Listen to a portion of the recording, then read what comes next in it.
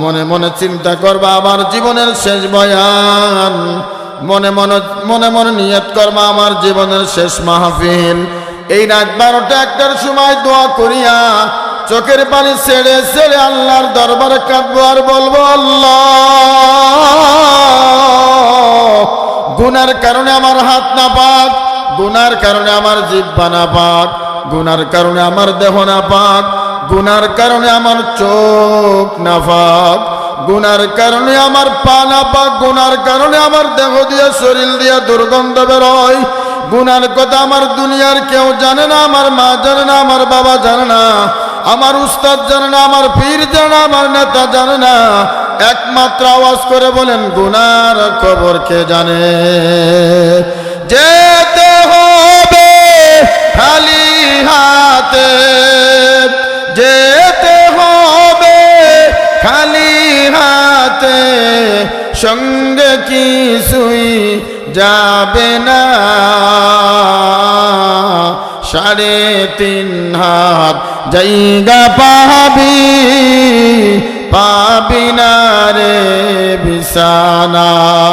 3.5 হাত জায়গা পাবি, পাবি না রে বিছানা। আজকে তুমি যাদের লাগি শুধুই পাগল পারা, যেতে হবে খালি হাতে, কেউ যাবে না তারা। 3টা টুকরা সাদা কাফন, 3টা টুকরা সাদা কাফন, এই যে তোমার পাওনা। 3.5 হাত জায়গা পাবি, পাবি না রে বিছানা। ঠিক কিনা? এই আসল বাড়ি কোথায়? জোরে কোন আসল বাড়ি কোথায়? আর আমাদের আসল বাড়ি হলো টাইসের রুম। কিসের রুম? টাইসের রুমে মানুষ আগেও মতেও, আবার টাইসে আবার থাকেও। এক মুরব্বী আমার কয়, হুজুর দোয়া করেন, বিশাল বড় একটা 8 রুমের ঘর দিছে টাইস দিয়া, সব জায়গায় টাইস, রান্নাঘরে টাইস, বাথরুমে টাইস, নিজের রুমে টাইস। ওরে বাপরে বাপ, কি অহংকারের সঙ্গে কয়, কি গৌরবের সঙ্গে কয়। আমি বললাম, ভাই আর টাইসি মাকে আগেও মতেও, কিসির ফকর তোমার? নামাজ পড়ে না করতে, কিন্তু প্রত্যেক দিন 4 দোকানে বসে ঘন্টা পর ঘন্টা সময় দেয়। ওই দোকানে বসে কয় এই এলাকার লোক কেউ ভালো না, সব খারাপ। কোন হুজুরের পিছনে নামাজ পড়বো? কোন হুজুর ভালো না, হুজুররাই ঐক্য না, হুজুররা এক হয় না। আল্লাহর ওলির দোকানে বসে বসে ফতুয়া দিচ্ছে, আছে কিনা? এই জন্য এই দুনিয়াটা ক্ষণস্থায়ী বাজার,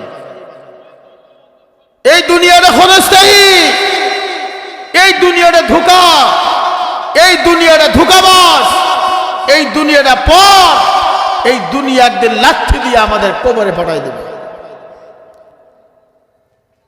এই দুনিয়াটা মুসাফিরের জায়গা, ক্ষণস্থায়ীর জায়গা। এই দুনিয়ায় কেউ থাকতে পারবে না। ঘন্টার পর ঘন্টা, ঘন্টার পর ঘন্টা, দিনকে দিন, মাসকে মাস দুনিয়ার মহব্বতের ভিতর পড়ে আছি, গুনার মহব্বতের ভিতর পড়ে আছি। গুনার প্রতিযোগিতা করি, বিল্ডিং এর প্রতিযোগিতা করি, বাজান জায়গা জমির প্রতিযোগিতা করি।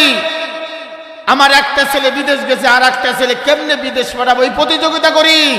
কোন মুসলমান আজ পর্যন্ত দেখলাম না যে আমার 5 ওয়াক্ত নামাজ জামাতের সঙ্গে পড়ি, আমার সূরাতুল ফাতিহা ঠিক হচ্ছে কিনা, রুকু ঠিক হচ্ছে কিনা, গুনার কারণে আমার দেহ নাপাক হয়ে গেছে, গুনাহ কেমনে ছাড়বো, এই ফিকির আমার আপনার ভিতর নাই।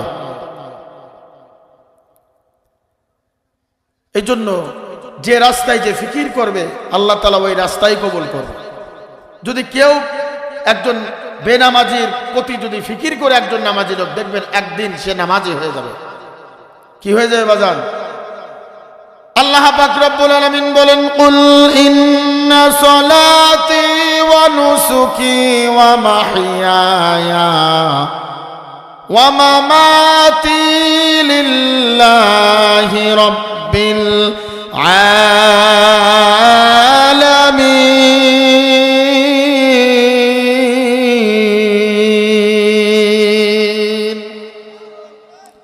আল্লাহ পাক রব্বুল আলামিন হে